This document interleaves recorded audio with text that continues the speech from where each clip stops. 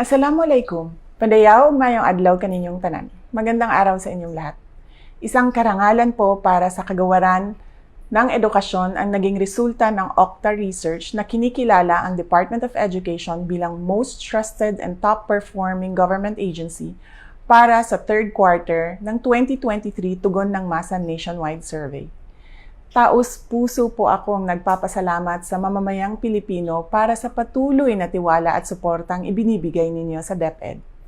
Dapat po nating tandaan na hindi ito makakamit ng nag-iisang namumuno o nag-iilang tao lamang sa kagawaran. Ito ay bunga ng kapit-bisig na pagtutulungan at pinagsama-samang kakayahan tungo sa iisang mithiin ng mga tao may pagmamahal sa bansa. Ang pagkilala na ito ay ang pagkilala sa dedikasyon at puso sa serbisyong publiko ng ating mga guro, kawani, parent support groups, private partners at stakeholders na nagkakaisang tuparin at buuin ang pangarap ng bawat batang Pilipino. Kaya naman, nais kong magbigay pugay sa lahat ng ating mga guro, kawani at partners na palaging bukas palad na naglilingkod sa bayan.